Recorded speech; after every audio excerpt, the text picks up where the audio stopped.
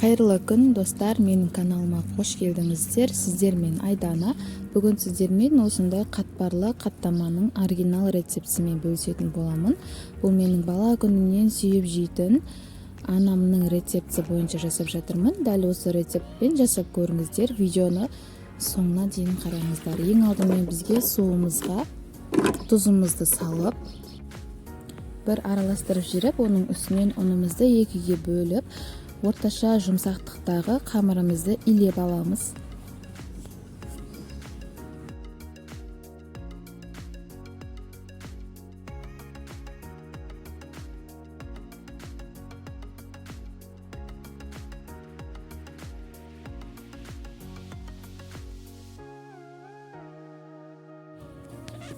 Осылай қамырымызды илеп алғасын, қамырымызды екіге бөліп алдым. Жаюға ыңғайлы етіп, екі звола жасап алдым.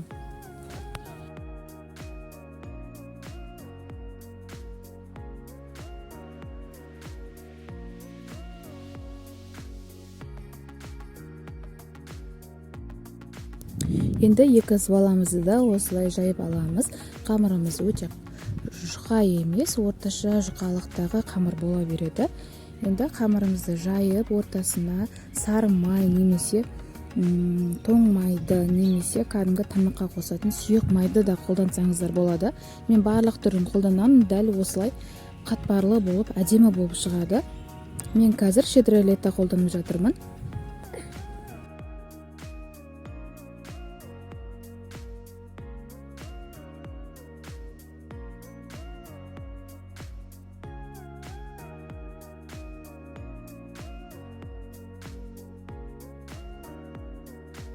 Осылай видеодағыдай көріп тұрғандарыңыздай қамырымыздың ортасына майымызды жағып, бір шетінен бастап қысып ораймыз.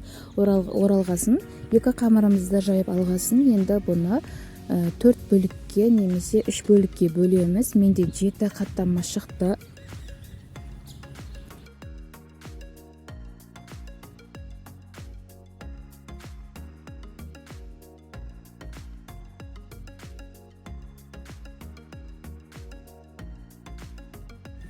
Осылай видеодағыдай етіп жасап алғасын, оқтаудың көмегімен дөңгелек етіп жайып аламыз.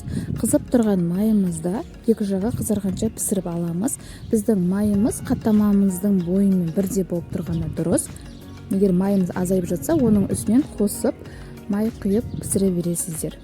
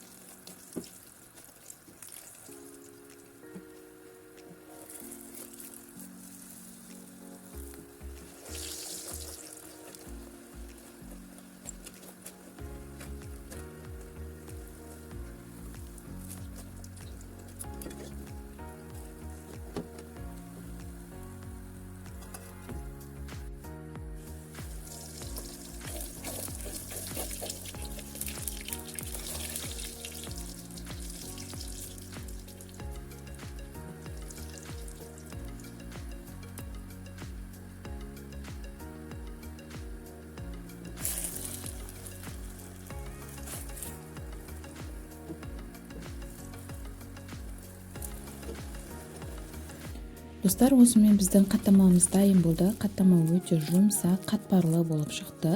Дәл осы рецептпен жасап көруге кеңес беремін. Достар, менің каналыма егер де тіркелмеген болсаңыздар, каналыма тіркеліп қоюды ұмытпаңыздар. Менімен болғандарыңызға рахмет. Ас болсын.